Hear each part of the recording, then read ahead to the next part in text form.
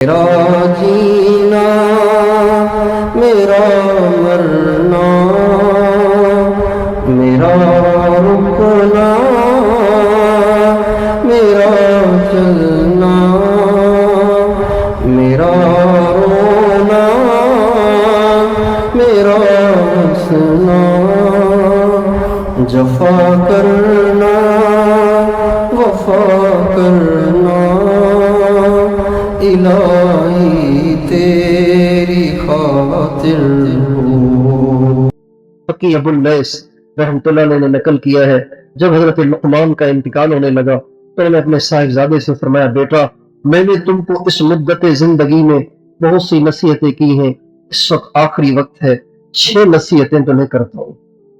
پہلی، دنیا میں اپنے آپ کو فقط اتنا ہی مشغول رکھنا جتنی زندگی باقی ہے، تو آخرت کے مقابلے میں کچھ بھی نہیں۔ دوسری، جتنی تمہیں اللہ کی ضرورت ہے اتنی اللہ کی عبادت کرنا۔ تیسری، آخرت کے لیے اتنی تیاری کرنا جتنا وہاں قیام کا ارادہ ہو۔ جب تک تمہیں جہنم سے خلاصی کا یقین نہ ہو جائے اس وقت تک اس سے خلاصی کی کوشش کرتے رہنا۔ یہ تو مرنے کے بعد پتہ چلے گا کہ جہنم سے خلاصی ہوئی کہ نہیں ہوئی، تب تک کوشش کرتے رہنا۔ گناہوں پہ اتنی جرت کرنا جتنا جہنم کی آگ میں جلنے کا حوصلہ اور ہمت ہو۔ جب کوئی گناہ کرنا چاہو تو ایسی جگہ تلاش کرنا جہاں اللہ تعالیٰ اور اس کے فرشتے نے دیکھیں۔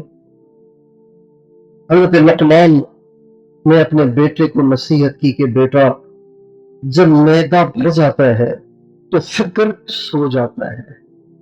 مراد میں کیا چاہیے؟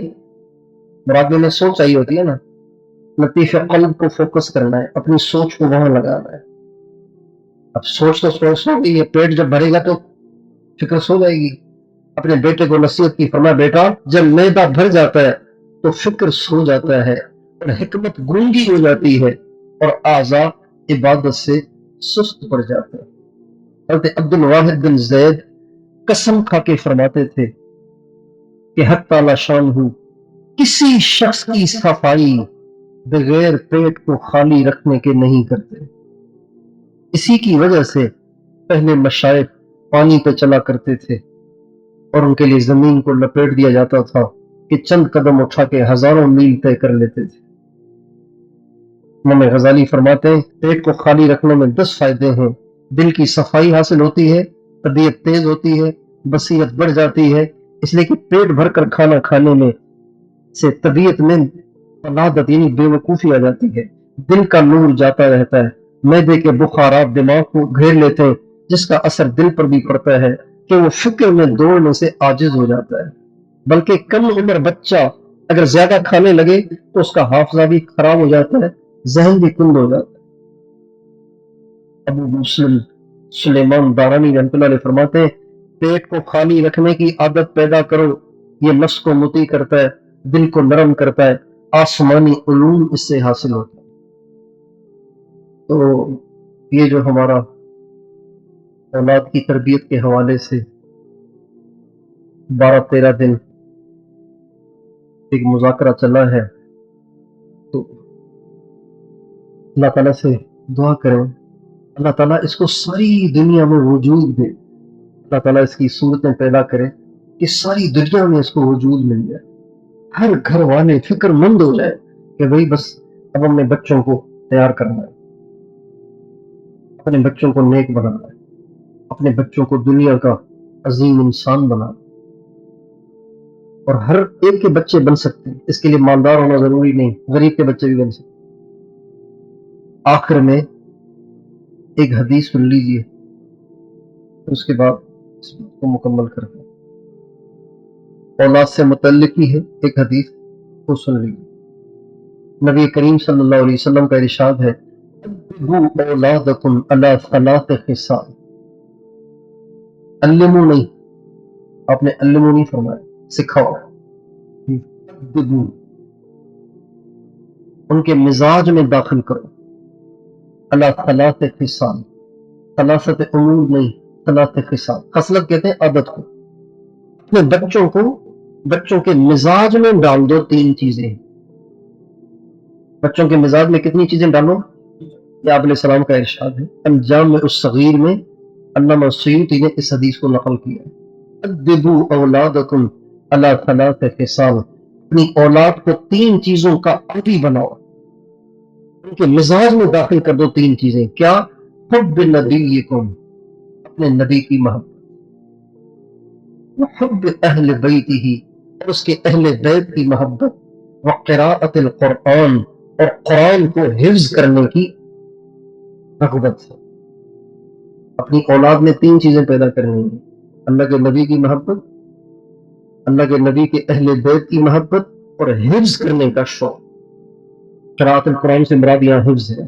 کیوں؟ اس لیے کہ آگے الفاظ بتا رہے فَإِنَّ حَمْلَةَ الْقُرْآنِ فِي ظِلِّهِ يَوْمَ الْقِيَامَةِ يَوْمَ لَا ظِلَّ إِلَّا ظِلُّهُ مَعَ أَنْبِيَائِهِ وَأَصْفِيَائِهِ، اس لیے کہ حفاظ قرآن قیامت کے دن اللہ تعالیٰ کے عرش کے سائے میں انبیاء اولیاء کے ساتھ ہوں گے، جس دن اس کے عرش کے سائے کے سوا کوئی سایہ نہیں ہو۔ اپنے بچوں میں 3 چیزوں کا شوق بٹھا: نبی کی محبت، اہل بیت کی محبت، اور حفظ کا شوق۔ قرآن یاد کریں۔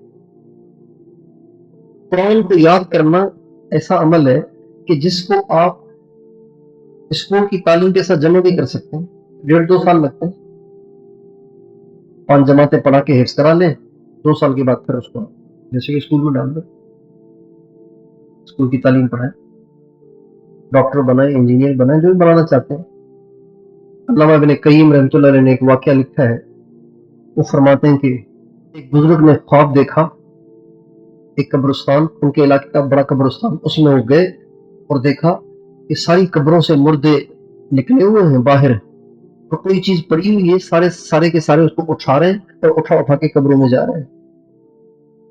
تو یہ بڑے حیران ہوئے کہ قبروں سے مردے نکل رہے ہیں، کیا اٹھا رہے ہیں، کیا ڈھونڈ رہے ہیں۔ چلتے چلتے ایک قبر کے پاس سے گزر ہوا، اس میں بھی ایک آدمی تھا لیکن بڑے مزے سے بیٹھا ہوا تھا، باقی تو سارے مصروف تھے۔ تو اس سے کہا یہ کیا مسئلہ ہے، کیا ہو رہا ہے؟ یہ ایصال ثواب جو کیا جاتا ہے نا مسلمانوں کے لیے، یا لوگ اپنے رشتہ داروں کے لیے بھیجتے ہیں، تو فرشتے یہاں آ کے پہنچا دیتے ہیں، تو ہر ایک اٹھا کے اپنا قبر میں چلا جاتا ہے۔ تو کہا پھر آپ بیٹھے ہوئے ہیں، آپ کو ضرورت نہیں؟ کہا نہیں، میرے پاس تھوک کے حساب سے آتا ہے، میرے پاس اتنا زیادہ آتا ہے کہ مجھے چھوٹی چھوٹی چیزوں کی ضرورت نہیں ہے۔ کہ کیا آتا ہے آپ کے پاس؟ کہ میرا ایک بیٹا ہے، وہ حافظ قرآن ہے، وہ روزانہ قرآن کا ختم کرتا ہے اور مجھے بخشتا ہے۔ کہ آپ کا بیٹا کہاں ہوتا ہے؟ کہ فلاں بازار میں مٹھائی کی دکان ہے۔ آنکھ کھلی، سب یاد تھا۔ یہ بازار میں پہنچے، واقعی ایک مٹھائی کی دکان ہے، اس پہ ایک لڑکا بیٹھا ہوا ہے، گاہکوں کا رش لگا ہوا ہے، لوگ آ رہے ہیں، مٹھائی لے رہے ہیں، لیکن وہ کسی سے بات نہیں کر رہا، ہونٹ اس کے ہل رہے ہیں۔ سارے گاہک جب چلے گئے تو اس بچے سے پوچھا بیٹا آپ یہ ہونٹ آپ کے ہل رہے ہیں، کیا پڑھ رہے ہیں آپ؟ کہ قرآن پڑھتا ہوں۔ کہ کتنا پڑھ لیتے ہو؟ کہ 30 پارے پڑھتا ہوں، روزانہ ختم کرتا ہوں۔ کہ کیا کرتے ہو؟ کہ ابا کو بخش۔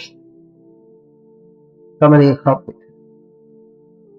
کچھ عرصے کے بعد اسی بزرگ نے دوبارہ خواب دیکھا، اسی قبرستان میں مردے نکلے ہوئے اٹھا رہے ہیں، وہ بھی باہر نکلا ہوا ہے، وہ بھی اٹھا رہا ہے۔ تو سیدھے ان کے پاس گئے، کہا اس دن تو آپ بیٹھے ہوئے تھے، آج آپ بھی باہر آئے ہوئے ہیں۔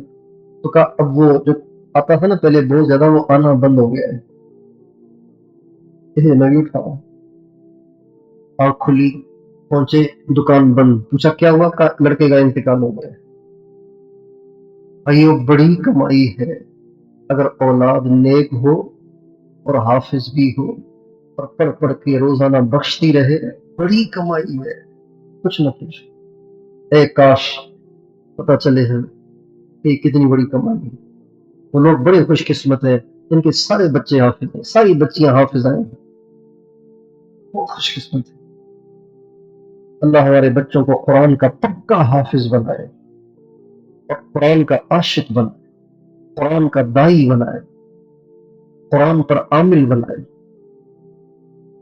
بس یہ عنوان اب یہی ختم کر دیتے ہیں، اور اللہ تعالیٰ اس کو ساری دنیا میں زندہ کرے، ہم میں خود کے اندر زندہ کرے۔